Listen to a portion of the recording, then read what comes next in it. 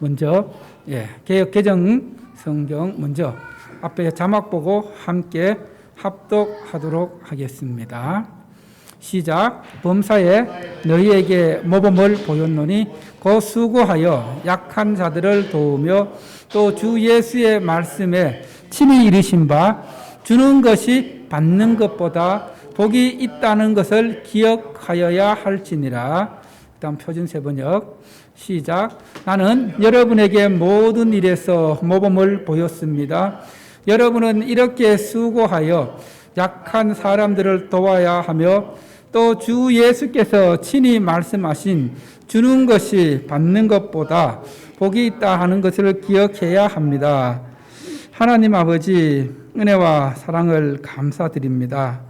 오늘도 거룩하고 복된 주일 우리에게 허락하여 주셔서 주님 앞에 나와 찬송하며 하나님께 영광 돌리며 이 시간 말씀을 통하여 주님의 음성을 듣길 원합니다. 성령 하나님께서 함께하여 주시옵소서. 이 모든 말씀 예수님 이름으로 기도드립니다. 아멘. 할렐루야.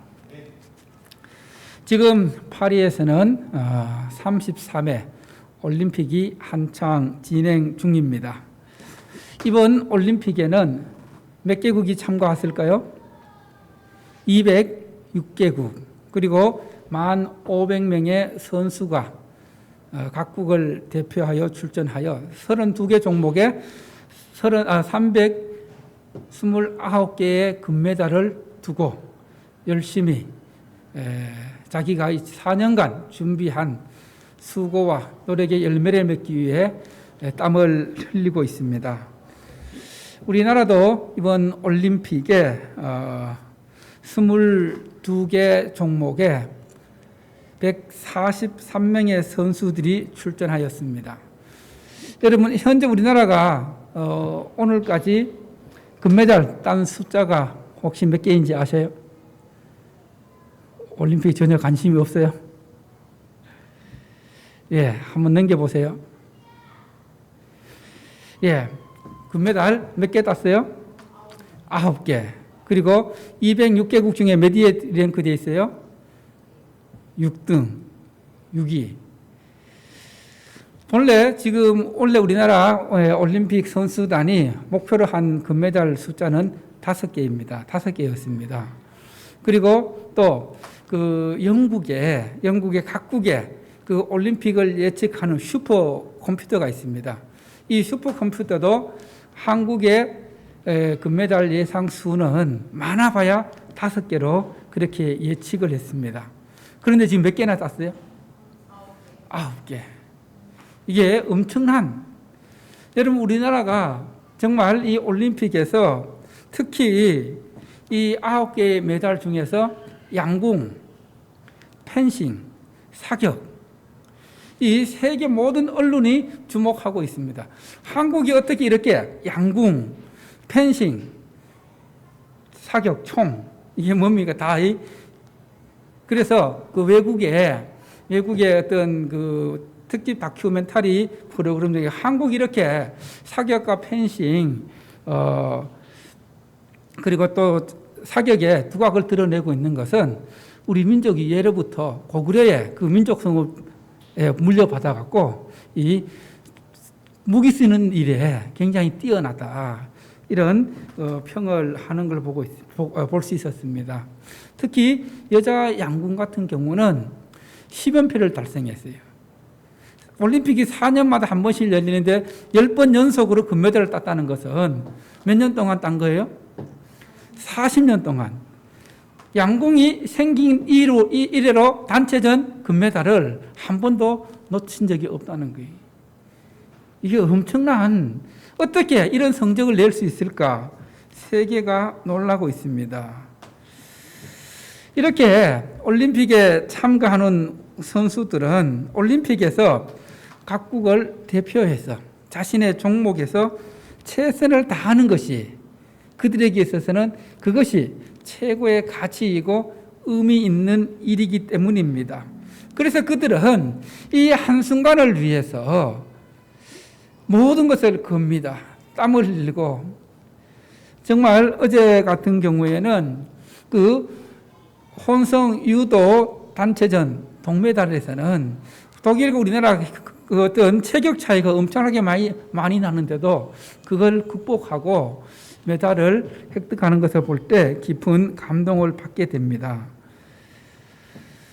오늘 제가 이 설교를 지난 그 월요일 날 그 온누리교회 청년부 마지막 예배에서도 이 말씀을 가지고 말씀을 전했습니다. 가만히 생각하면서 이 말씀은 우리 성도들에게도 필요한 말씀이구나. 그래서 이 가치 있는 삶, 오늘날 우리가 하나님의 자녀로 살아가면서 어떤 삶이 가치 있는 삶일까? 가치혁명이라는 책에 그 추천사에 보면 이런 내용이 있습니다.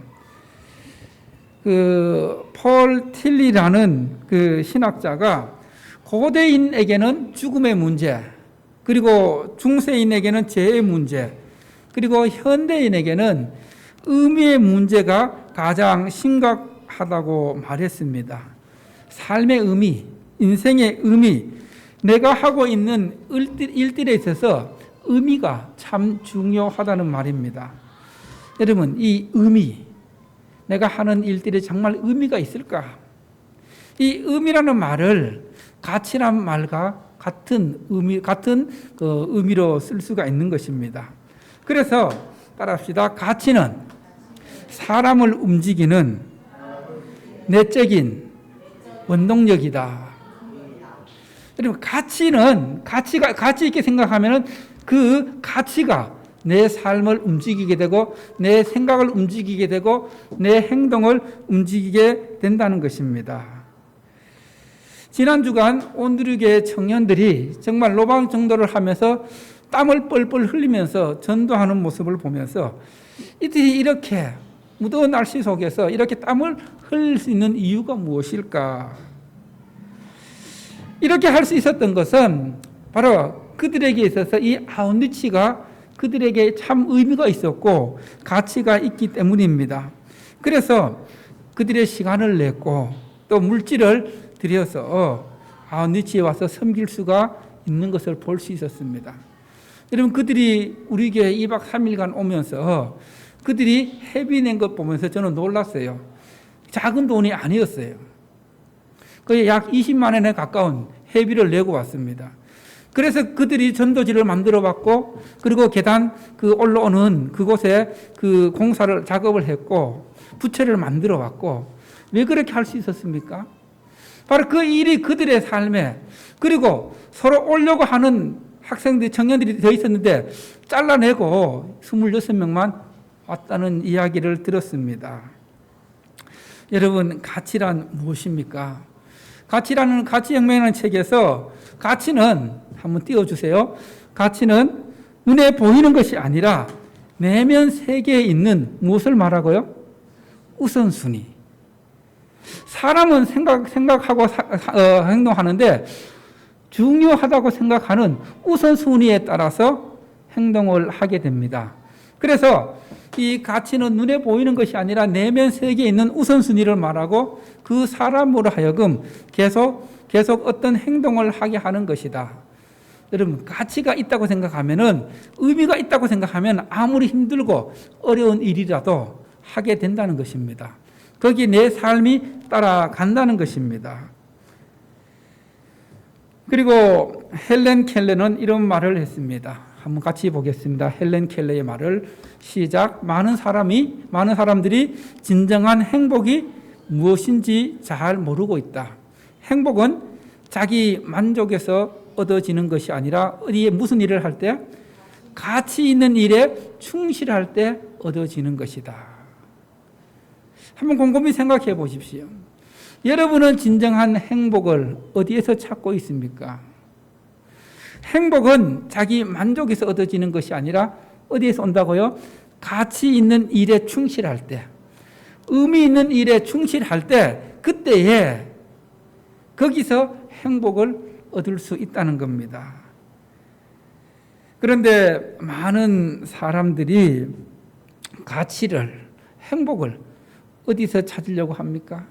소유에서 찾으려고 합니다.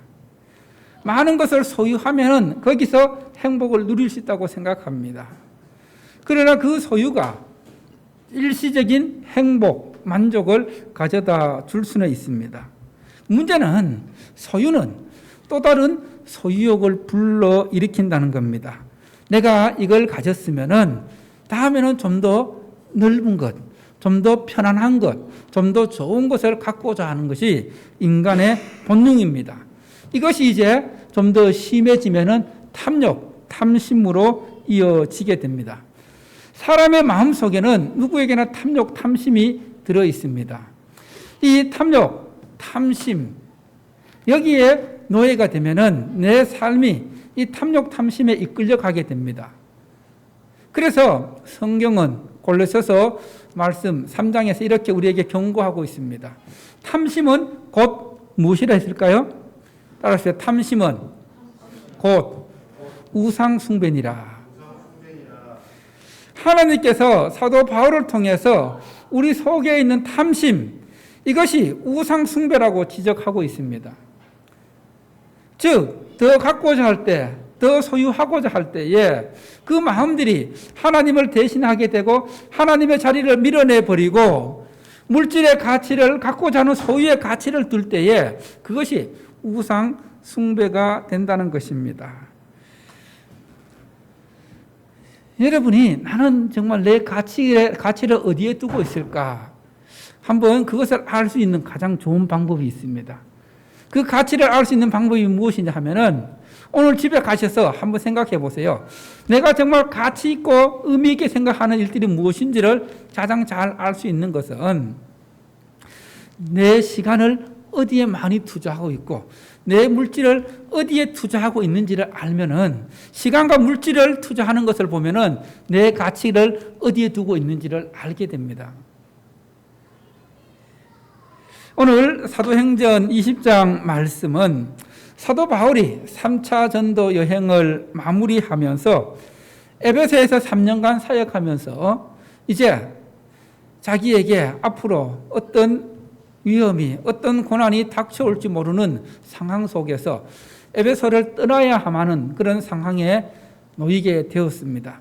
그래서 에베소에서 3년간 사역했던 장로들을 불러 모아서 밀러드에서 고별 설교를 하게 됩니다.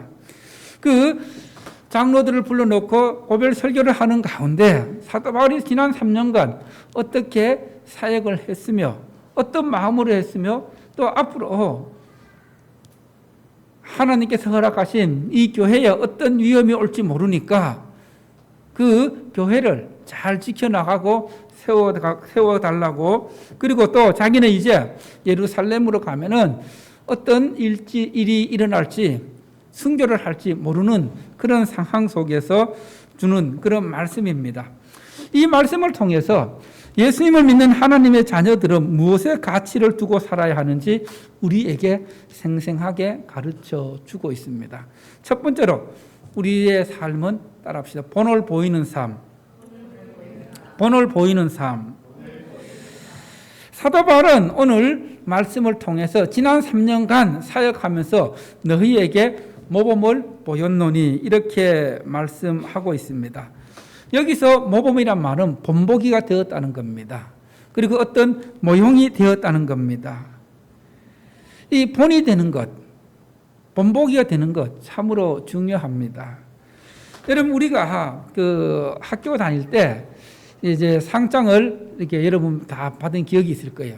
상장 받으면은 그 상장에 들어가는 문구가 보통 보면 일률적으로 정해져 있는 문구가 있었어요. 어떤 문구가 있었냐 하면은 위에 사람은 다른 사람의 뭐가 되어서 본이 되어서 모범이 되어서 또는 타의 모범이 되어 이에 상장을 수여합니다. 이 말이 꼭 들어가 있었어요. 그리고 제가 학교 다닐 때는 이 말 말고 다른 말이 있었는데 어떤 말이 있었냐면은 푸맹이 어떻게 하여? 푸맹이 방정하여. 푸맹이 방정하여. 혹시 이 말 본 적이 있습니까? 신문에서 들어봤어요? 푸맹이 방정하여. 방정. 예. 기본 집사님도 못 들어봤죠. 단장과 방정. 품행이 방정하여. 예. 우리 김정수 사모님 혹시 봤어요? 들어봤어요? 예, 이게 세대 차이입니다. 초등학교 시절은 타의 모범이 다른 사람 모범이 되었는데 그 전에 국민학교 다니던 사람들은 이명호 권사님도 혹시 들어보셨죠? 품행이 방정하다는 말. 예. 이 품행이 방정하다는 말은 무슨 말이냐 하면은 품성과 행실, 행동이 올바르고 본이 되었다는 겁니다. 방정하다는 말이 그런 뜻을 갖고 있습니다. 어쨌든 이 본이 되는 것, 이 본이 참 중요합니다. 왜 그런지 아십니까? 따라합시다. 본이 될 때 거기서 영향력이 나온다. 뭐가 나온다고요? 사도 바울은 지난 3년간 에베소에서 눈물과 겸손과 기도로 그들에게 모범을 보여주었습니다. 이렇게 그 본을 보여줌으로써 그들에게 영향력을 끼쳤다는 겁니다. 그리고 이 영향력이 사람을 움직이는 힘이 있다는 거예요. 가정에서 부모는 부모로서 본이 될 때에, 또 교회에서 리더들은 그 리더로서 본이 될 때에 거기서 오는 영향력이 공동체를 건강하고 변화시키는 힘이 있다는 것입니다. 사도 바울은 지난 3년간 사역하면서 유대인들의 어떤 계략에도 흔들리지 않고 정말 하나님께서 자기에 주신 최고의 가치가 무엇인지를 알았기에 조금 더 흔들리지 않고 자신 있게 고백하고 있습니다. 여러분, 사도 바울의 최고 가치가 무엇이었을까요? 자, 우리가 잘 알고 있는 사도행전 20장 24절 말씀 한번 찾아봅시다. 사도행전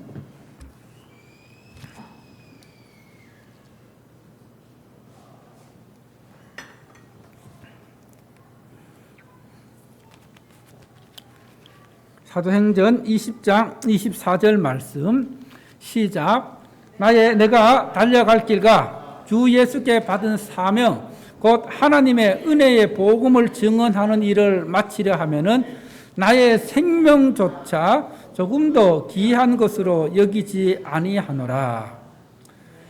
사도 바울은 하나님께서 자기를 통해 예수님을 통해 주신 사명 곧 하나님의 은혜의 복음 증언하는 전도의 일을 마치려 하면은 자기의 생명을 조금 더 귀한 것으로 여기지 않는 그런 가치를 갖고 있었습니다. 사도 바울이 이렇게 할 수 있었던 이유가 무엇입니까? 사도 바울은 예수님을 만나는 은혜가 있었습니다. 자기의 삶에 십자가에 달려 돌아가신 예수님이 찾아오셔서 그의 삶의 가치를 바꾸어 놓았습니다.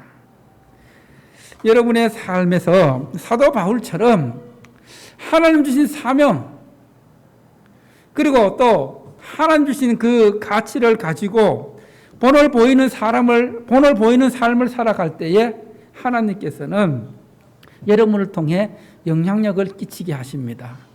그 영향력이 필요합니다. 여러분의 주변에서, 여러분의 삶의 현장에서 여러분이 하나님의 자녀로서 말씀의 본을 보일 때, 기도의 본을 보일 때, 그리고 섬김의 본을 보일 때에 그것이 여러분의 삶의 가치가 되어서 여러분의 삶을 올바른 방향으로 인도하고 주변 사람들에게 영향력을 끼칠 수 있다는 것입니다. 여러분, 구약 성경의 다니엘은 기도하는 일에 자기의 가치를 걸었습니다. 자기의 목숨을 걸었습니다. 왕이 어느 누구도 이제는 다른 신에게 기도해서는 안 된다는 명령을 내렸습니다.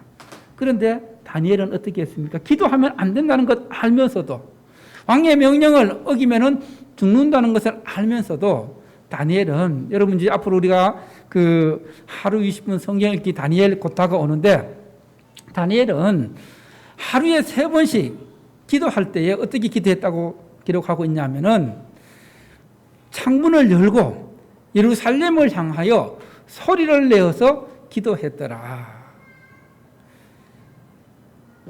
정말 몰래 기도해야만 목숨이 안전한데 그는 오히려 창문을 열고 지나가는 사람들이 들릴 수 있도록 예루살렘을 위해서 하루에 3번씩 기도를 빠뜨리지 않았습니다. 그래서 결국 그는 그를 시기하는 사람들, 미워하는 사람들에 의해서 고발되어서 사자굴에 들어가게 됩니다. 기도하는 일에 목숨을 걸었을 때에 사자굴에 들어가게 되었습니다. 여러분, 사자굴에 들어간 다니엘 어떻게 되었습니까? 하나님께서 천사들을 보내셔서 다니엘을 지켜주시고 보호해 주셨습니다. 그래서 다니엘이 사자굴에서 죽지 않았습니다. 왕이 그 다음날 새벽에, 왜냐하면 왕도 다니엘을 굉장히 아끼고 있었기 때문에 제일 먼저 가서 다니엘을 불렀습니다. 다니엘아, 네가 어떻게 되었느냐? 너의 하나님이 너를 어떻게 하였느냐? 그렇게 했을 때에 다니엘이 내가 여기 있나이다. 하나님께서 나를 천사들을 보내주셔서 나를 보호해 주셨습니다. 그러면서 다니엘을 꺼내주고 다니엘을 고발했던, 다니엘을 죽이려고 했던 그 사람들을 사자굴에 넣었을 때에 그들의 발이 땅에도 떨어지기 전에 사자들이 입을 벌려서 그 왕의 신하들을 찢어 놓았다. 성경은 그렇게 기록하고 있습니다. 여러분, 하나님께 가치를 두면은, 기도에 가치를 두면은 하나님께서 책임져 주십니다. 하나님께서 인도해 주십니다. 보호해 주십니다. 그 하나님을 경험할 수 있기를 바랍니다. 두 번째로 우리가 가치 있는 삶을 사는 삶은 어떤 삶이냐 하면 따라합시다. 돕는 삶. 돕는 삶. 사도 바울은 사역하면서 약한 사람들을 돕는 삶을 살았습니다. 이 돕는 이 말은 지원하다, 섬긴다는 그런 말입니다. 돕는 삶은 섬김의 삶입니다. 그런데 이 돕는 삶, 섬기는 삶에는 항상 희생이 따라옵니다. 시간의 희생이 따라오고 물질의 희생이 따라옵니다. 나의 시간과 물질이 희생되었을 때에 돕는 삶, 올바른 섬김이 된다는 것을 우리가 알 수가 있습니다. 여러분, 누가복음 10장에 보면은 이제 여리고에서 어떤 사람이 예루살렘에서 여리고로 내려가다가 강도를 만나서 피를 흘려 죽어가고 있습니다. 그때 이제 그 당시 모든 사람들에게 존경의 대상이었던 종교 지도자였던 제사장이 지나갑니다. 제사장이 지나가면서 사람이 쓰러져 있네 하면서 어떻게 했을까요? 그냥 지나갑니다. 돕지 않고 지나갑니다. 그 다음 성전에서 봉사하고 그리고 또 예배를 준비하는 삶을 살았던 레위인들도 보고는 그냥 지나갑니다.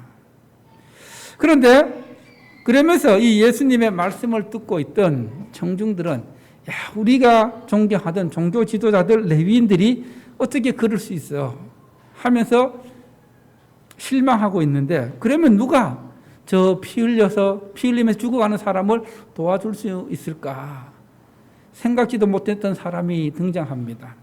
당시 유대인들과는 상종도 하지 않았던 사마리아 사람이 등장합니다. 그는 길을 가다가 보니까 사람이 쓰러져 있습니다. 그래서 그 사람에게 다가가 어떻게 합니까? 상처를 싸매주고 그리고 여관으로 데려와서 여관장 주인에게 잘 부탁했어. 내가 돌아올 때 돈이 더 들어가면 줄 테니 이 사람 충분히 치료해서 회복되면 보내라고 부탁하고 길을 다시 떠나게 됩니다. 여기에서 이 사마리아 사람은 피 흘려 죽어가는 이 사람을 도와주었습니다. 그러면서 주님께서는 이 말씀을 통해서 이웃 사랑이 무엇인지를 우리에게 가르쳐 주고 있습니다. 여러분, 여러분의 이웃은 누구입니까? 주님께서는 성경적인 이웃의 개념을 이 말씀을 통해 우리에게 분명하게 가르쳐주고 있습니다. 이웃은 내 주변에 있는 사람이 이웃이 아니라 성경적 주님께서 가르치시는 이웃의 개념은 따라합시다. 나의 도움이 필요한 모든 사람. 그래서 이웃이 지역적으로 어떤 한계가 있는 것이 아니라 나의 도움이 필요한 사람을 돕는 것이 바로 그것이 이웃이라는 겁니다. 이것이 진정한 이웃 사랑이라는 겁니다. 그래서 주님께서는 이 누가복음 10장 선한 사마리아 사람의 비유를 마무리 지으면서 이렇게 말씀하십니다. 따라해 볼까요? 가서 너도 이와 같이 하라. 어떻게 하라고요? 이와 같이 하라. 이 사마리아 사람이 시간을 희생하고 물질을 희생하고 도움이 필요했던 사람들을 정성껏 도와주었던 것처럼 이런 삶이 돕는 삶, 하나님의 자녀로서 가치 있는 삶이라는 것입니다. 마지막 세 번째 하나님의 자녀로서 가치 있는 삶은 따라합시다. 베푸는 삶. 베푸는 삶. 사도 바울은 우리 삶에 있어서 가장 복된 삶, 가치 있는 삶은 받는 것보다 주는 것이라고 우리에게 말씀하고 있습니다. 여러분, 받는 것이 기쁩니까? 주는 것이 기쁩니까? 예? 둘 다? 더 어떤 것이 기쁠까요? 예. 주는 것이 훨씬 복이 있고 가치 있다고 말씀하십니다. 오늘 사도행전 2장 35절 말씀은 이 예수님께서 친히 하신 말씀, 이 예수님께 친히 하신 말씀으로서 우리가 꼭 기억해야 될 말씀이라고 우리에게 말씀하고 있는데 따라합시다. 주는 것이 받는 것보다 복이 있다. 주는 것이 받는 것보다 어떠하다고요? 복이 있다. 가치가 있다는 겁니다. 의미가 있다는 것입니다. 여러분, 주님께서는 이 말씀을 우리에게 그대로 적용하셨습니다. 즉 예수님께서는 우리를 위해서 예수님의 목숨을 기꺼이 주셨습니다. 목숨을 주는 것보다 더 큰 사랑이 없다는 것을 보여주셨습니다. 나누고 베푸는 삶에 기쁨과 행복이 있습니다. 그것이 가장 가치 있는 일이기 때문에 주는 것, 베푸는 삶이 복된 삶입니다. 베푸는 삶에 참된 행복이 있다는 것입니다. 남을 위해서 봉사하고 베풀고 남을 위해 살아가는 것이 가치가 있다는 것입니다. 아마 여러분들 이 말을 들어봤을 거예요. 한번 따라해보면 배워서 남주자. 누굴 주자고요? 배워서 누구에게 줘야 돼요? 남에게. 생소한 말입니까? 이 말은 그 포항에 있는 한동대학교의 교육 철학입니다. 교육의 모토가 되는.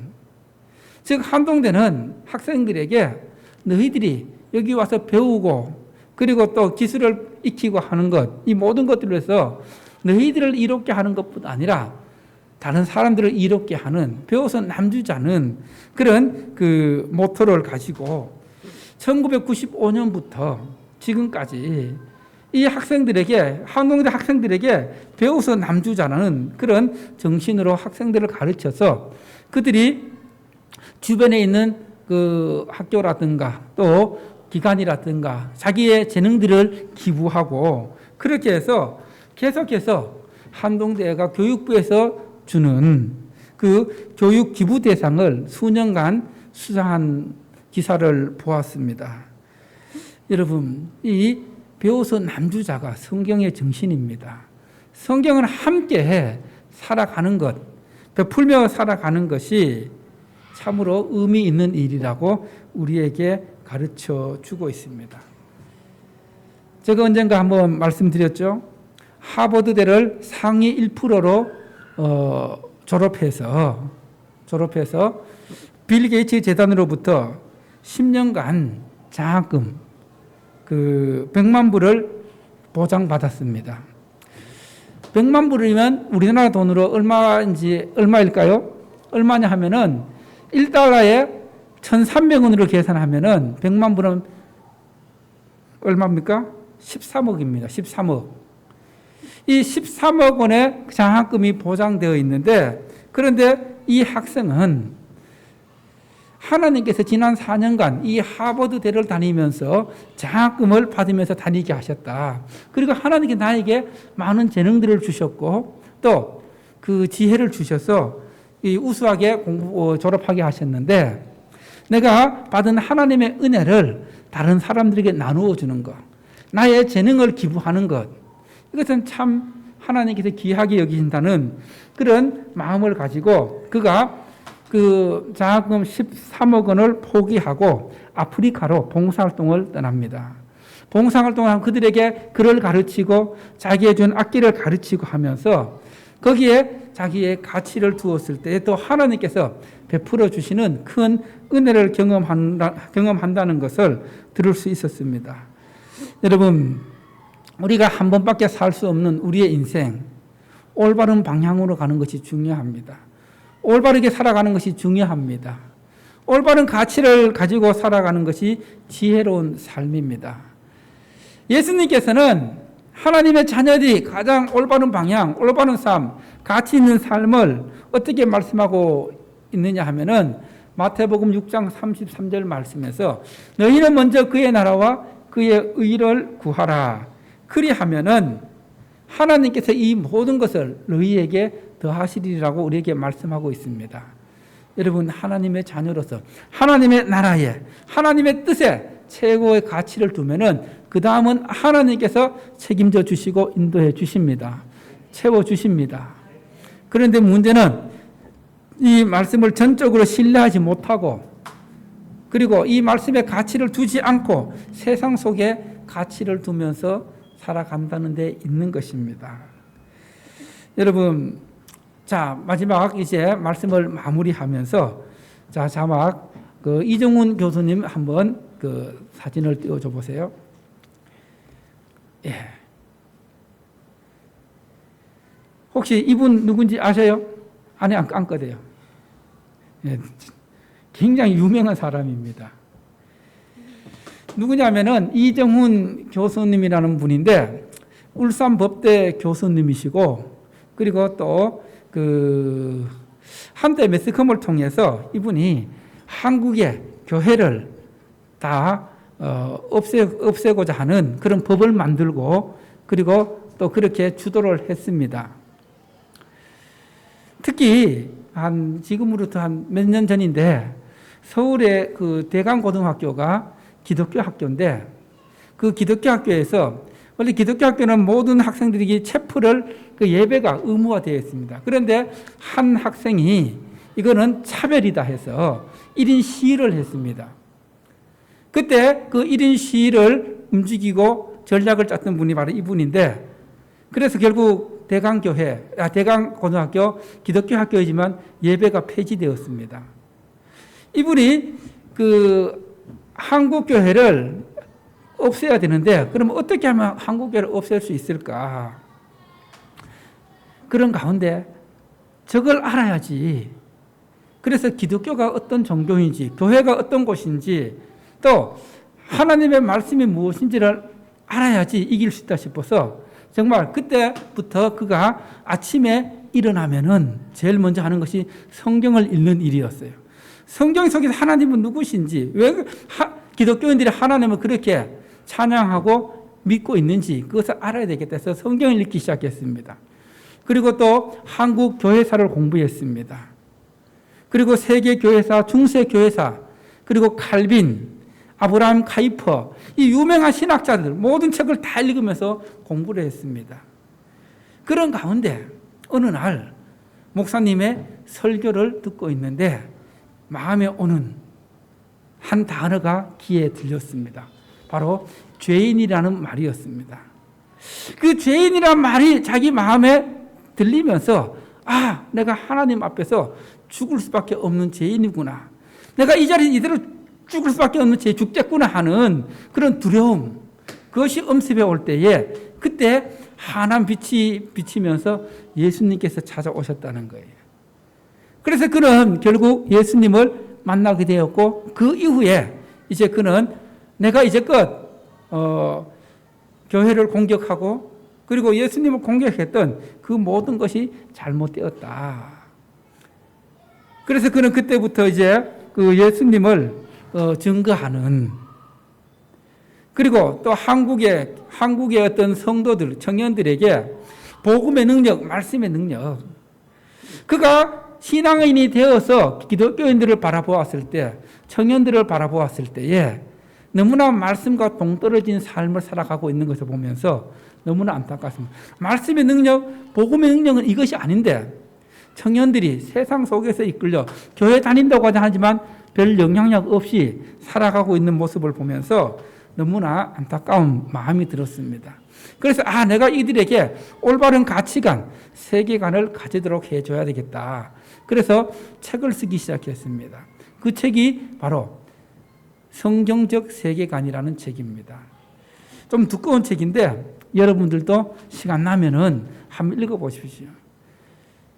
민주주의가 어떻게 생겨났는지, 왜 우리가 성경적 세계관으로 살아가야 되는지, 그것에 대해 분명한 답을 주는 책입니다.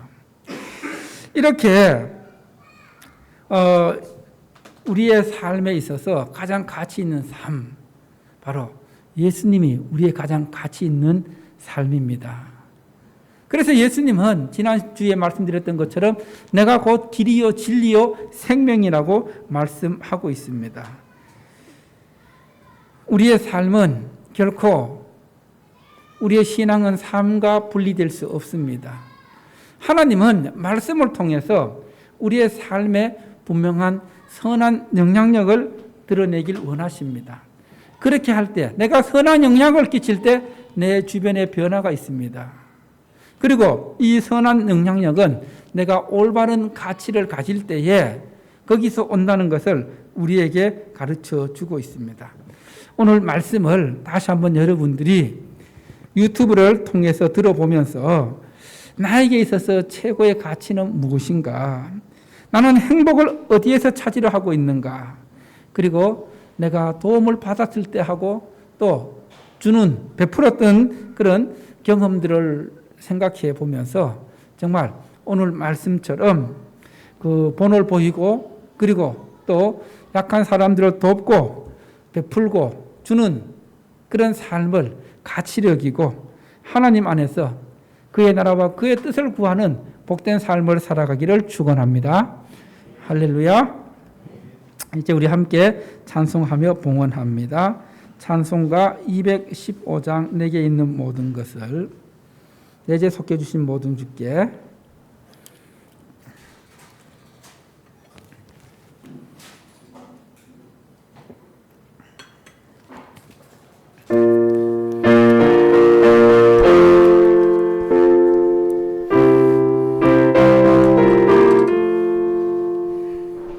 내게 속해주신 주께 힘과 정성 다하니 나의 온다거는 심사 주를 위한 것일세.